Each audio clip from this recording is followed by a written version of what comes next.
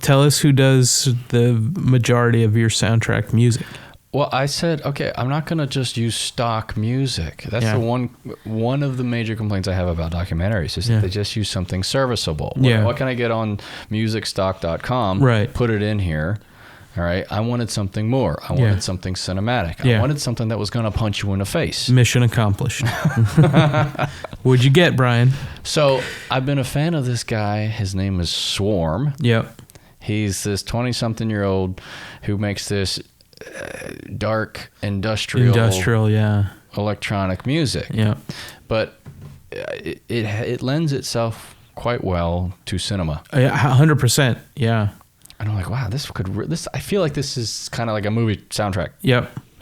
And I reached out to his manager. I'm like, hey, I'm just a nobody filmmaker. I'm just, a fan of Swarms. Mm-hmm. Would he be open to licensing? I wanted to do this on the up and up, Would he be open to licensing his music for a Mars documentary I'm working on? Get out of here, and they're kid. probably thinking like, what the hell? Yeah. Now, at first they said, they did say yes, but what they were asking for was quite high outside of my budget. Yeah. It's like, I'm not part of Hollywood. I'm funding this my own, money. But I was able to negotiate with them. Yeah. And I got 6 different songs for a reasonable price. Yep. All in the same style, but very different stylistically, right? Well, yeah. And I had gone through different vibes, I mean. Yes. Yeah. I had gone through his entire discography. Yeah. And I said, if I'm going to ask for songs, I want to be ready. And I pre-picked out a handful of songs that I wanted that I thought could go well with a movie-going experience. Mm-hmm. And some of them is the hard edge industrial stuff. Yeah. Some of it's just him playing piano. Yeah. And I said, because I can use this for a quiet, tender moment. Yeah. I can use this for the in-your-face moment. Yep. I'll figure it out.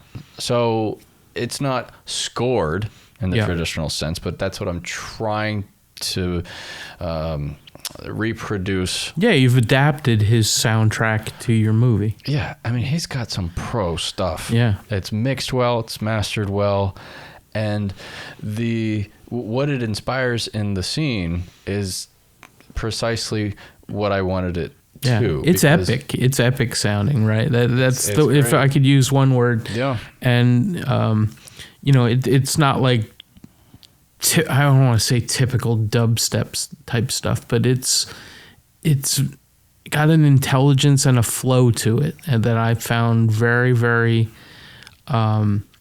intriguing, but also completely tied directly to the story that you were trying to tell. He's a smart guy. Yeah. I mean, he comes across as kind of like this funny jokester online. He's got a funny personality. Funny videos. I saw the video of him doing the chorus, and he's like, I could rent a chorus for $10,000, or I could do it myself, and goddamn it, I did it myself. Yeah. And I'm like, this guy's out there, man, but he's awesome. Yeah, he's got the edgy haircut, tats, and the piercings. Yeah.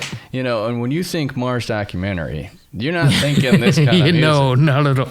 But it works. I needed something to sucker punch you, being like, look, you got to fucking pay attention to this shit. Yeah. Okay? Because there's some serious stuff going on this planet. We have an existential crisis here, and this is your sign. Here's your sign, right?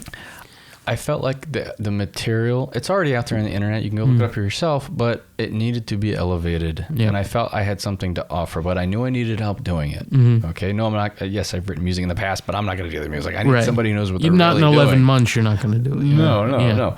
And it wouldn't come close to what somebody who really knows what they're doing. He's a prolific songwriter. He's a wise songwriter. Yep. He really knows how to manipulate electronic signals. Yes. So there's genius behind the quote unquote noise that you might hear just on the first passing of listening. So for the home theater guys who got a good sound system, this film really lends itself well to a good sound system. And especially a good subwoofer. Yes. His music has got that extra kick in the pants, the 20 hertz and lower kind that'll of stuff. rattle, make your pants rattle and stuff like that. Yeah.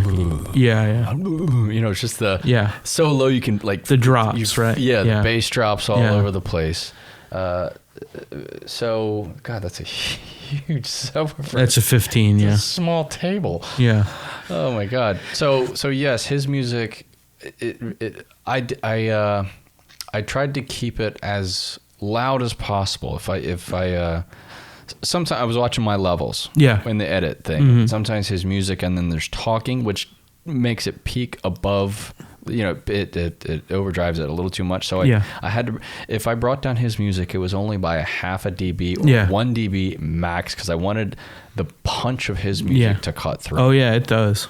Yeah. So I wanted to keep it, because he masters his stuff loud. Oh yeah. And I wanted to keep it as loud as possible. On the surface, his music can sound abrasive, but when you marry it with the material, I think you can sneak it by people, and that they understand that with his music comes weight. Yeah. And that's what I needed. Gravitas, I needed weight to this material. Sure. And I think Swarm, buddy, if you ever listen to this, man. Has he heard it, do you know? Or seen the video? I don't Just know send him yet. a copy? Not yet. I know he's a busy guy, but I'm hope to catch up with him sometime. Nice. He really dug the teaser. Oh, that's good. Yeah. He did see that. And the teaser, again, sets up the story, so. Yeah, I mean, it is just that. It is a teaser. I've gotten some people saying, I don't really like your teaser. It doesn't really show much. It's not supposed to. Yeah.